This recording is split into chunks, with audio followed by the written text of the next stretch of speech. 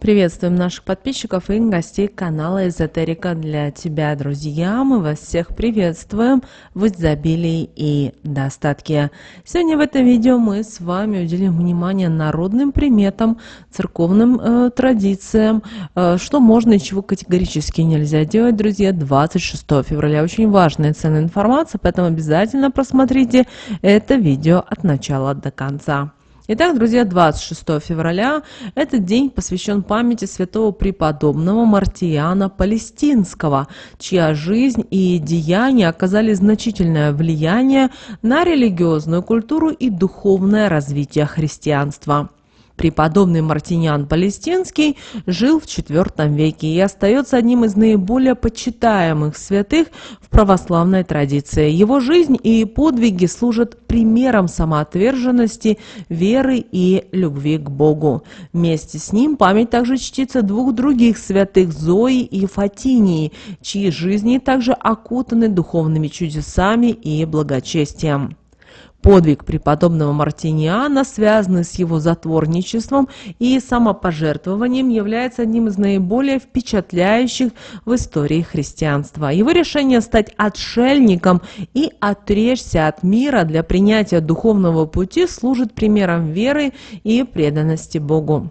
История, связанная с девушкой Зоей, отражает силу веры и способность преодолевать искушения, и Мартиниан сумел устоять перед ее соблазнами и привести ее к обращению к Богу, что стало началом новой жизни для Зои. Святая Фатиния, спасенная Мартинианом от бури и оставшаяся на острове в уединении, также внесла свой вклад в духовную историю, оставаясь верной своей вере и преданности Богу. Память о подобном Мартиниане, Зое и Фатине служит напоминанием нам о силе веры, самопожертвования и любви к Богу. Их жизненный путь и подвиги продолжают вдохновлять верующих по всему миру, напоминая о необходимости искать истину и следовать пути духовного преображения. Также в этот день, 26 февраля, православная церковь чтит память великого сербского князя Стефана Неманья. Его вклад в историю Сербии и православной церкви остается невероятно значимым и вдохновляющим для многих верующих. Стефан Неманья, стоящий у истоков династии Неманьичей, проявил себя как выдающийся политик, лидер и защитник православия. Его решительность, мудрость и дальновидность помогли объединить сербские земли и освободить их от византийского гнета. Его усилия по становлению сербского государства и укреплению его независимости сделали его одним из наиболее почитаемых правителей в истории Сербии. Основывая монастыри, поддерживая и развивая православную веру, Стефан Неманья также оказал значительное влияние на духовную и культурную жизнь своего народа. Его пример верности и преданности Богу, его забота о благосостоянии своего народа и защите его интересов продолжает вдохновлять поколения верующих и сегодня. А вот в народном календаре, друзья, этот день получил такие названия, как Мартиниан, Мартианов, Мартынов день, Фатиния, Светлана и Степан. Верования и обычаи, которые связаны были с этим днем, включали не только в себя духовные практики, но и физические действия, такие как уборка дома. Утренняя молитва за очищение души символизировала стремление к духовному совершенству и отражала поклонение святому Мартыну в его день памяти. Уборка дома также играла важную роль в народных традициях, связанных с этим днем. Этот обычай символизировал избавление от негативных энергий и наведение порядка как в физическом, так и в духовном аспекте жизни. Очищение дома от мусора и пыли ассоциировалось с избавлением от негативных мыслей и эмоций, а также подготовкой к новым вызовам и возможностям, которые принесет наступающий день. Такие обычаи, как проведение дня в трудах, также имеют глубокие корни в культуре и в традициях. Трудолюбие рассматривается как добродетель, способствующая достижению успеха и благополучия в жизни. Поэтому проведение этого дня в активном и продуктивном труде воспринимается как подготовка к будущим достижениям и благосостоянию. Также в этот день была традиция ставить свечи за упокой душ умерших в храме в день памяти преподобного Мартына, являлась древним обычаем, который освещал память о предках и о близких, а также поминать их души и просить за них милость Божию. Также этот ритуал напоминал о важности поминовения усопших и сохранении связи с предками. Посещение кладбища и уход за могилами также является традицией, которая отражает уважение к усопшим и заботу о них после их ухода из мира живых. Положение хлеба и чарки с брашкой на могилы символизировало жертву и память о умерших, а также общение с духами предков. Кроме того, традиция в этот день была собираться всеми вместе и обмениваться советами по касательно семейной жизни. И это было распространено в различных культурах и являлось важной частью сохранения семейных ценностей и мудрости предков. Старшие женщины, которые имели богатый опыт семейной жизни, рассказывали молодым о том, как разрешать конфликты, как устанавливать гармоничные отношения с родственниками, а также о важности уважения и поддержки друг друга в браке. Они передавали мудрость и традиции, которые помогали молодым парам строить крепкие и счастливые семьи. Молодые супружеские пары также собирались за ужином, чтобы обсудить различные аспекты совместной жизни. Они делились опытом, обсуждали планы на будущее, а также делились секретами успешного ведения домашнего хозяйства. Вместе они учились решать проблемы, старались понять и поддержать друг друга, что помогало им укреплять свои отношения и развиваться в семейном кругу. Такие встречи не только способствовали передаче опыта и знаний, но и укрепляли взаимопонимание и поддержку в семье, что действительно помогало создавать крепкие и счастливые брачные союзы. Мартынов день, который мы с вами отмечаем 26 февраля, был особым временем, когда в народе соблюдались различные ритуалы и обряды, направленные на укрепление здоровья и благополучия. Одним из таких ритуалов был связан с улучшением зрения, который считался особенно эффективным в этот день. По народным поверьям, те, кто страдал проблемами со зрением, могли провести специальный обряд, чтобы улучшить свою зрительную функцию. Согласно этому ритуалу, нужно было 26 февраля выйти на улицу и протянуть руки к звездам в ночное время. И тем самым обращаться к ним с просьбой сделать свои глаза более яркими и сильными. После этого следовало утереть глаза и уходить, не оглядываясь назад. Верили, что именно этот обряд поможет улучшить зрение и принести защиту от различных глазных болезней.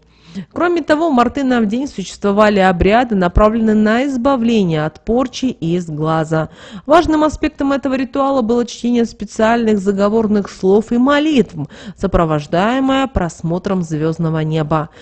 Наши предки верили, что эти действия помогут отогнать негативные энергии и препятствовали воздействию вредных чар и с глаза. Что же можно было делать в этот день, 29 февраля?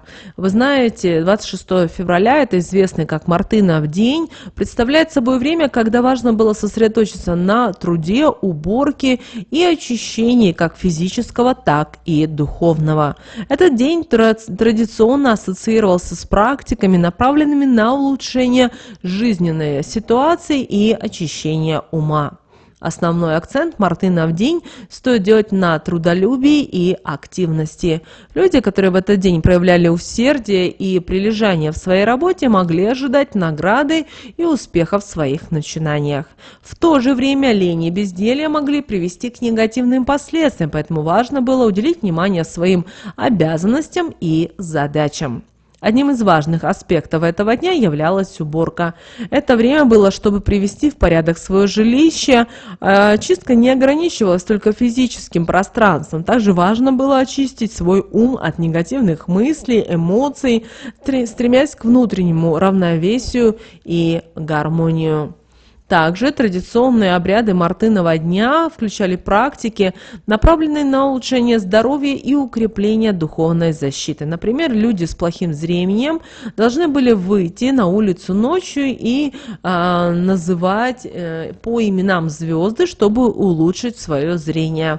Также проводились обряды от порчи из глаза, направленные на защиту от негативного воздействия. Таким образом, Мартынов день представлял собой время, когда важно было проявлять трудолюбие, очищать свой ум и пространство от негатива, а также проводить обряды, направленные на улучшение здоровья и защиту от неблагоприятных влияний. Мартынов день, как и любой другой день, не лишен своих особенностей и традиций, связанных с представлениями о том, что следует делать и чего стоит избегать. В этот день существовали определенные запреты, которые помогали избегать негативных последствий и создавать благоприятные условия для продуктивной деятельности. Поэтому основной запрет, который следует соблюдать в Мартынов день, это лень и бездействие. Этот день предполагал активное и трудолюбивое поведение, поэтому увиливание от работы или нежелание выполнять запланированные дела могло привести к неприятностям. Люди, игнорирующие эту рекомендацию, могли столкнуться с финансовыми трудностями и конфликтами с близкими людьми. Проведение дня продуктивно и целеустремленно помогало избегать негативных последствий и создавать условия для достижения успеха. Поэтому важно было выполнить в этот день все запланированные дела, не откладывая их на потом. Незавершенные задачи могли стать источником стресса и неудовлетворенности, что отразилось бы на общем состоянии человека. Кроме того, следующий запрет в этот день касался порядка и чистоты в доме.